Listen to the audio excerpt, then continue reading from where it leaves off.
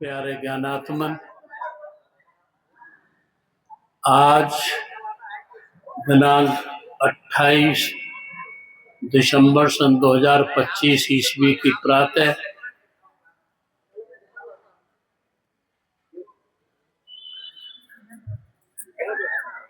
ये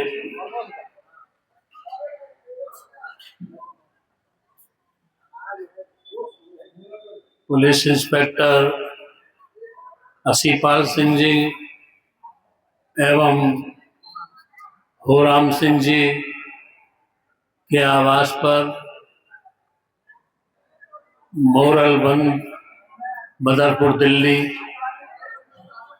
में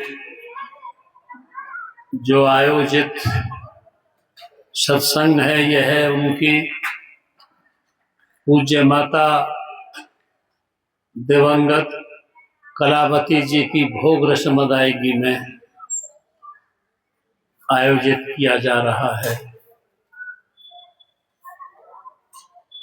जैसा कि भारतीय संस्कृति में किसी भी मनुष्य के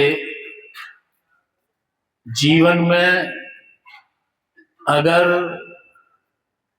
कोई ऋण होता है वो माता पिता का ऋण होता है, और उस ऋण की जो अदायगी होती है वो उनके प्रति हम अपनी आस्था, प्रेम, श्रद्धा इस माध्यम से करते हैं कि उनको उनकी पुण्य स्मृति में हम कुछ समय और श्रद्धा पेश करें। इसी संदर्भ में सत्संग की कार्रवाई करने से पहले हम तुम सब जो दूर दराज से पधारे हैं, उस दिवंगत आत्मा को हुजूर के ज़हूर में समाने के लिए शोकाकुल परिवार को हम संवेदना व्यक्त करते हुए 1 मिनट का मौन धारण करके कुल मालिक से प्रार्थना करें कि हुजूर उन्हें अपने ज़हूर में बुला लें। 1 मिनट का मौन धारण करके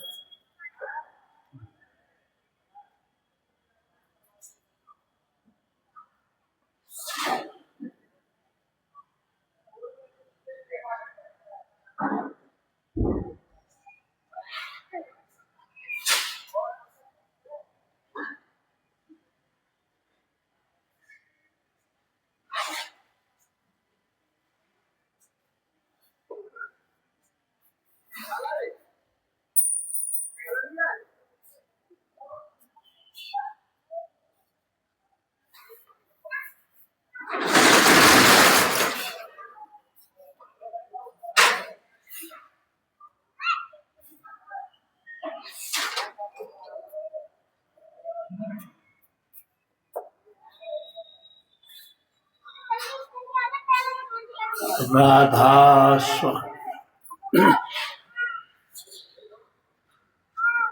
देखो भाई,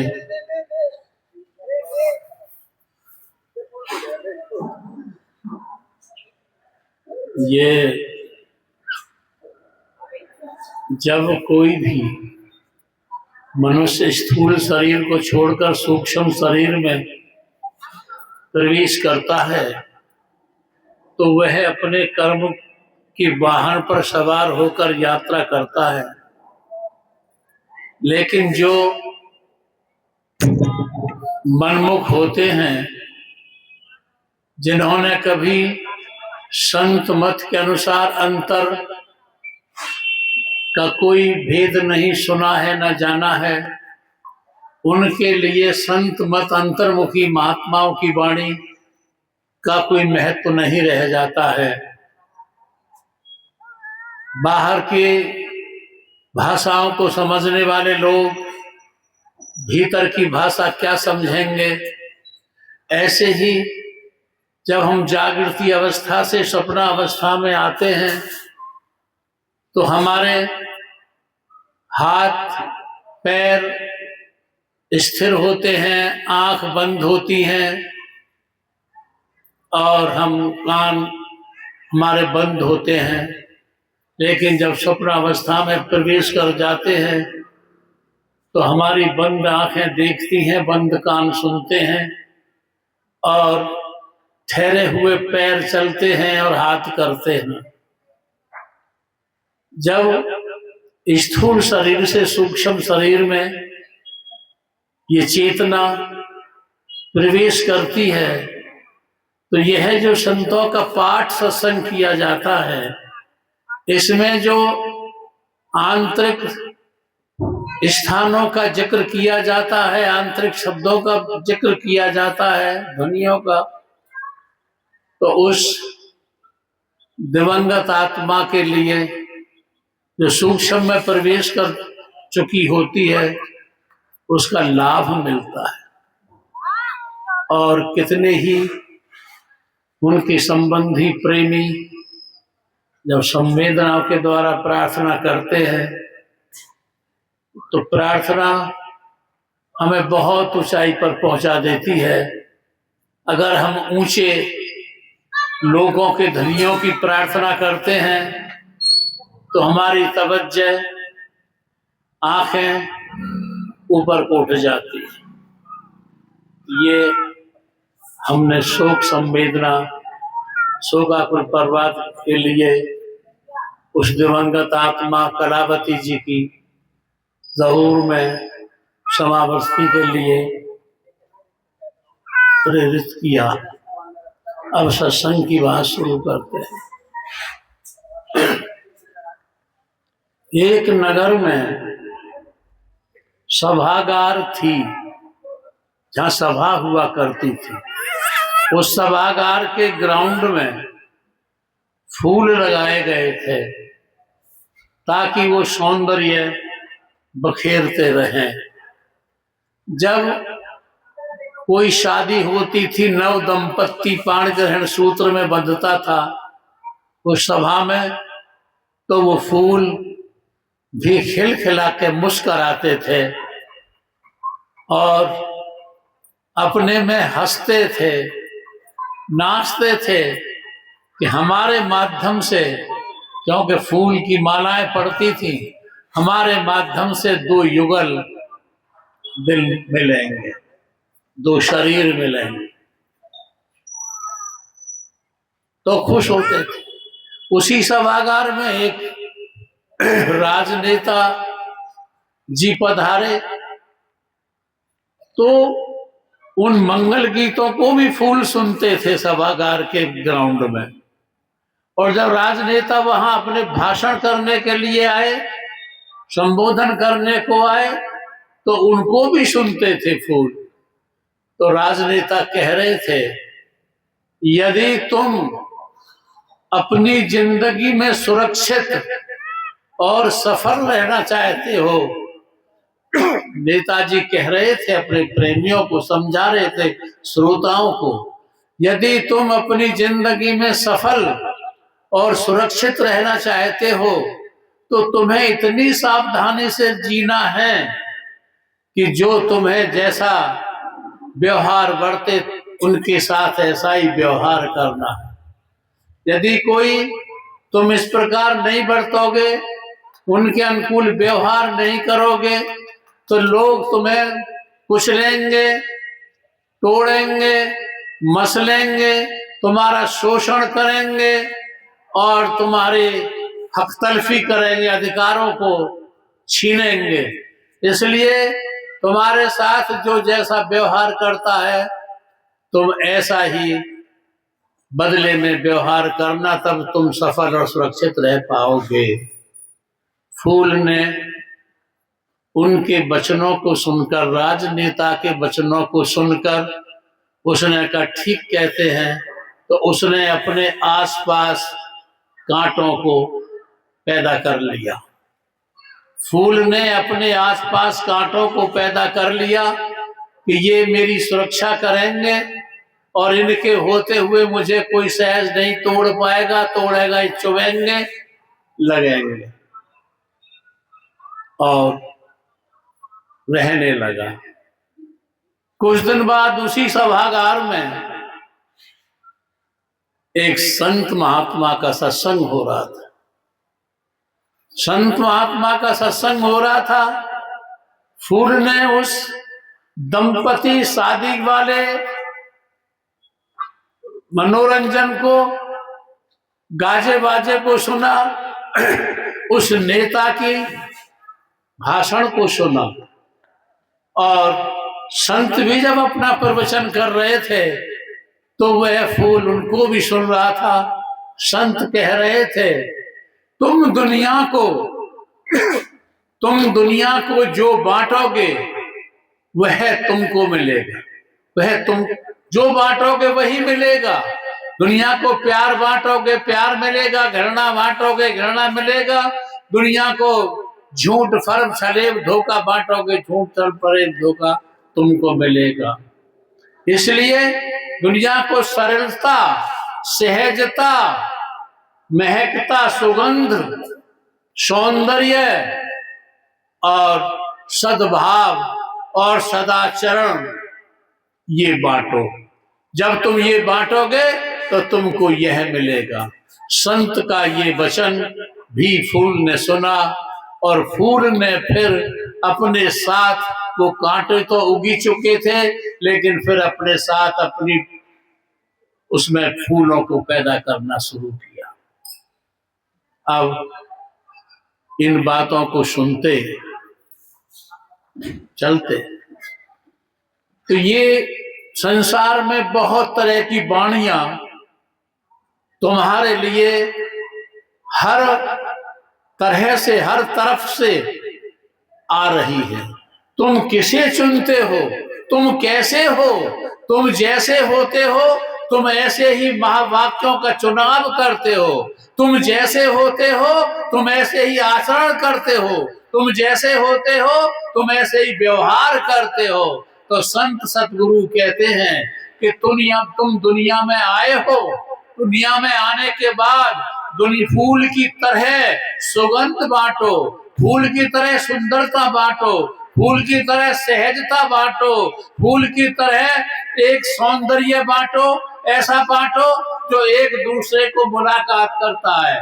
आज जब भी हम कहीं नए जोड़े मिलते हैं, किसी भी आदमी से मिलते हैं, किसी का सम्मान करते हैं तो हमारी मध्यस्थता ये फूल करता है। तुम फूल की तरह सबको प्यार बखेरते हुए जिंदगी जियो। ये संतों के सत्संग की उपदेश। अब जब मैं कहीं जाता हूँ और अपनी बात कहता हूँ, लोग उसे प्रवचन कहते हैं। उस प्रवचन माला में मैं किसी न किसी महापुरुष के मोती को पिरोता हूँ ताकि मेरे उन शब्दों की कीमत उस मोती की चमक के माध्यम से जरा और बढ़ जाती है।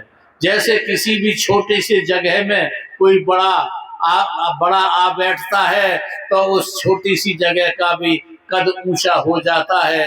ऐसे ही मैं अपनी प्रवचन माला के धागे में कोई न कोई मोती पिरोया करता हूँ।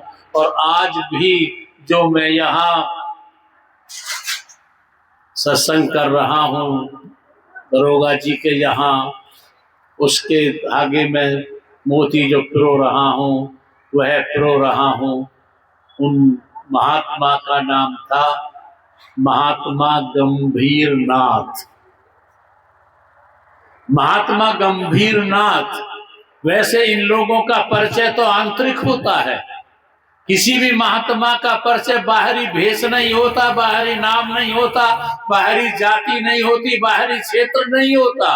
उनका परिचय तो आंतरिक होता है। जो उन जैसा हो जाता है भीतर वही उनको पहचान पाता है।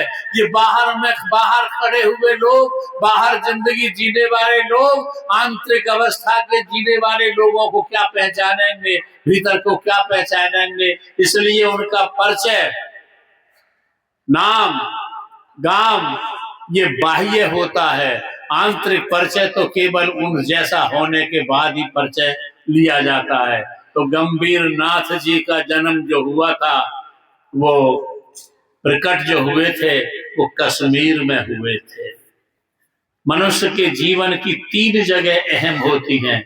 एक जन्म भूमि, कहीं जन्म होता है उसका, दूसरे कर्म भूमि, कहीं कर्म करता है वह, और तीसरी होती है परम भूमि। परम भूमि जहां उसको कोई महापुरुष मिलता है, जो महापुरुष के स्थान पर पहुंच करके वो अपनी जिंदगी को एक सही दिशा की ओर ले जाता है। तो गंभीर नाथ जी का जन्म कश्मीर में हुआ था, लेकिन कर्म भूमि समस्त भारत थी।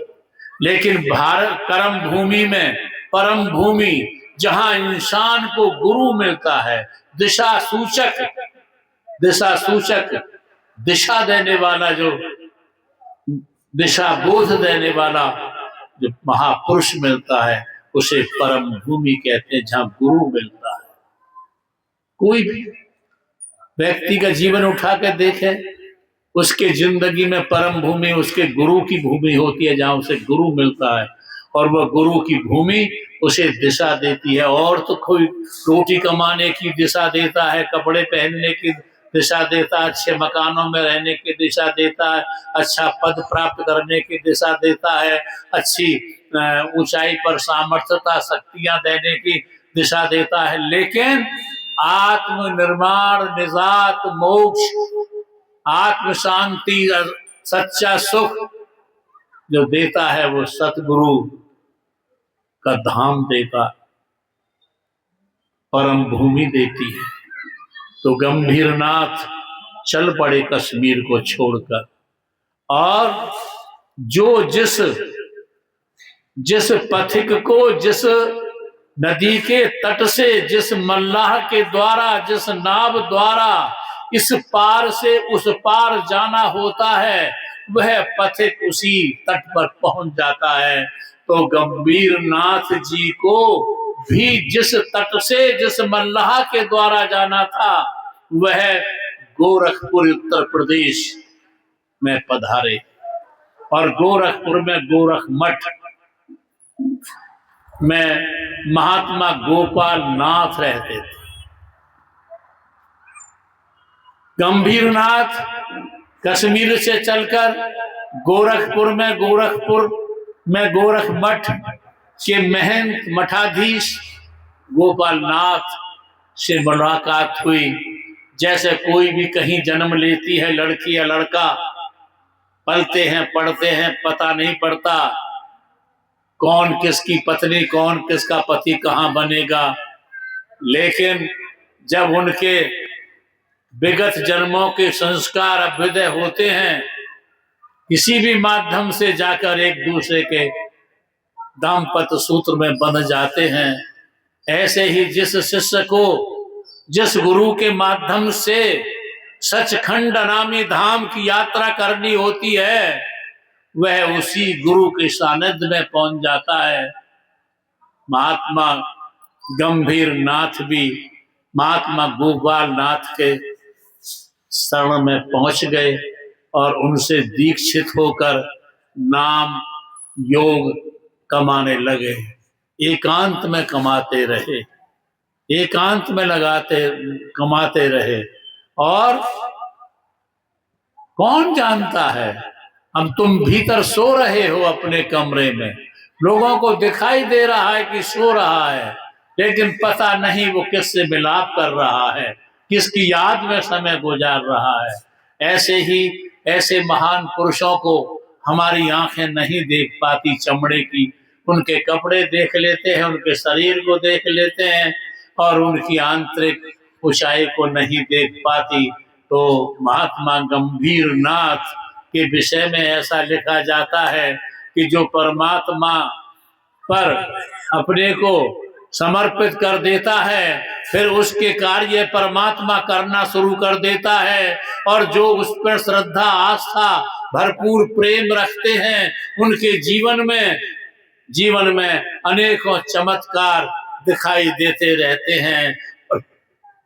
ये उनकी जैसी आस्था होती है, प्रगाढ़ आस्था होती है, वो आस्था ही प्रकृति की व्यवस्था को उनके अनुरूप बनाए चली जाती है। तो ये गंभीर नाथ के जीवन की ये सारी होते हुए और ये जो प्रकट हुए थे यहाँ पर शरीर जो छोड़ा वो 2000 विक्रमी संवत के लगभग छोड़ा और दुनिया को सौगंध दे गई परमात्मा के नाम की, योग की, ध्यान की। यह थे महात्मा गंभीर नाथ का मोती, जो आज भक्त जनों के हृदयों में चमकता है और अपनी उपस्थिति दर्शाता रहता है। अब मैं इस मोती के बाद सत्संग की उपदेशना आप तक पहुंचाऊं। जल्दी काम करेंगे क्योंकि आज इनका और भी काम है। आपने चाइना के तजे कुंग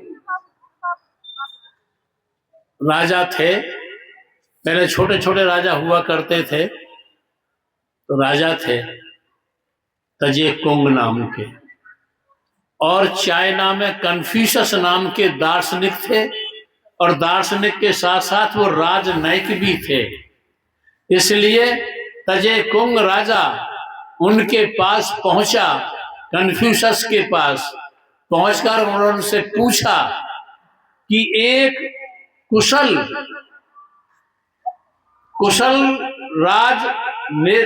राजपुत्र राजा, एक कुशल राजा के लिए सुचारू रूप से राज चलाने के लिए किन चीजों की जरूरत होती है।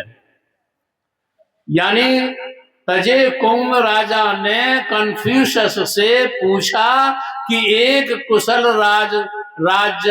राजनेता को, राजपुत्र को सुचारू रूप से राज चलाने के लिए किन चीजों की जरूरत पड़ती है। तो कन्फ्यूशस ने कहा 3 चीज, एक फौज सेना, एक कोष खजाना, तीसरा जनता का आत्मविश्वास। जब कन्फ्यूशस ने ये 3 चीज कही तो राजा तजे कुंग ने कहा, यदि इन तीनों चीजों में से एक चीज कम करनी पड़ जाए तो कौन सी चीज को कम करे। कन्फ्यूशस ने कहा फौज कम कर दे, कोष और जनता के आत्मविश्वास से काम चल जाएगा। फिर उसने कहा कन्फ्यूशस से कि इन 2 में से भी यदि एक चीज कम करनी पड़े तो कौन सी चीज कम करे। तो कन्फ्यूशस ने कहा कि वह कोष खत्म कर दे। फिर क्या रह जाता 3 चीजों में से? आत्मविश्वास, जनता का विश्वास। जनता का विश्वास है तो न कोष की जरूरत है न ही फौज की जरूरत है। एक चीज जनता का विश्वास। ये कन्फ्यूशस ने उस राजा कुंग को दे दी। इसके बाद मैं जो ये घटना आपको उस कन्फ्यूशस की घटना का जिक्र इसलिए कर रहा हूं, यदि तुमको सच्चा सत्संगी, सच्चा गुरुमुख, सच्चा धार्मिक, आध्यात्मिक या सच्चा समाज सेवी, सच्चा भारतीय मनुष्य, सच्चा तुमको इस पृथ्वी पर सच्चा प्राणी और सफल जीवन जीने वाला बनना है तो आपको 3 चीजें जरूरी हैं आपके जीवन में। और 3 चीजें कौन सी हैं? भक्ति, ज्ञान, प्रेम। जैसे शासक के लिए, राजा के लिए सेना, कोष, जनता का विश्वास, तीनों चीज जरूरी थी। ये ऐसे ही तुमको अपने व्यक्तित्व के निर्माण करने में, एक आदर्श व्यक्तित्व के निर्माण करने में, एक सच्चा भारतीय बनने में, एक सच्चा आध्यात्मिक व्यक्ति बनने में तुमको इन 3 चीजों की जरूरत है, भक्ति, ज्ञान, प्रेम। और तुमसे भी कोई पूछे कन्फ्यूशस की तरह कि इनमें से एक चीज हम कम करें तो कौन सी चीज कम करें, तो आप भक्ति, ज्ञान और प्रेम में से कौन सी चीज कम करेंगे? ज्ञान कम करेंगे, क्योंकि ज्ञान ही, ये बुद्धि की चातुर्यता, बुद्धि की चतुराई ही तुम्हें हकीकत से दूर ले जाती है। बुद्धि की चतुराई तुम्हें जीवंतता की असलियत से दूर कर देती है। जितने तुम ज्यादा अक्लमंद बन जाते हो, इतने ही तुम अध्यात्म से, मानवता से दूर हो जाते हो। तो उसने कही, अगर सच्चा सत्संगी तुमको बनना है तो ज्ञान खत्म कर दो, भक्ति और प्रेम रखिए। और फिर कहा जाए इन दोनों में से भी आपको कोई एक चीज कम करनी हो, भक्ति और प्रेम में से, तो आप किसको कम करेंगे? तो आप भक्ति को कम कर दो। जब आप भक्ति को कम कर दो तो आपके पास प्रेम रह जाएगा, और प्रेम ही आपकी जिंदगी का ट्रांसफॉर्मेशन ऑफ लाइफ, जीवन का रूपांतर होता है। और हमने कहीं लिखा है, love is God, God is love, यानी लव इज गॉड, प्रेम ही परमात्मा है और परमात्मा ही प्रभु है, प्रेम है। तो आप अपनी जिंदगी में प्रेम, और जब तुम्हारे अंतस यानी मन, चित्त, बुद्धि, अहम में प्रेम भर जाएगा, तुम जहां भी जाओगे सबको प्रेम ही बांटोगे। जब प्रेम बांटोगे सबको, तुम ना तो ये देखोगे ये हिंदू है, मुसलमान है, ईसाई है, पारसी है, स्वदेशी है, विदेशी है, गरीब है, अमीर है, शिक्षित है, अशिक्षित है, शहरी है, देहाती है। फिर तुम कुछ न देख करके प्रेम जब तुम बांटोगे, तो जिस जमीन पर तुम रहते हो, जिस देश में तुम रहते हो, जिस संस्कृति में तुम पढ़ते हो, तुम उसको भी स्वर्ग बना ले जाते हो, स्वर्ग बना ले जाते हो। बस मैं ज्यादा लंबी बात नहीं करूंगा, क्योंकि मुझे दिख रहे हो बहुत लोग गाने वाले मौजूद हैं, और गाओगे भी। उधर दरोगा जी के यहाँ और भी आयोजन होना है प्रेमियों का, क्योंकि माता जी की पुण्य स्मृति में ये भोग रस्म अदायगी में लोग आमंत्रित किए गए हैं, वो आएंगे। तो आपको मैं ज्यादा शब्दों में न कह करके 2 ही बात कहूंगा। फूल की तरह दुनिया को सौंदर्य, सुगंध और सुखदा बखेरो। गंभीर नाथ की तरह अपनी जन्मभूमि, कर्म भूमि, परम भूमि से गुजरते हुए उस परम तत्व जिसे परमात्मा कहते हैं, उसमें स्थित होने को साधना करो। उसके बाद बहुत धरोहर इस दुनिया में बिखरी पड़ी है, बहुत धरोहर हैं। कई लोग बाहर की उपलब्धियों को समेटने में लग जाते हैं, बाहर की संपदाओं को, ईंटों को, पत्थरों को, साधनों को,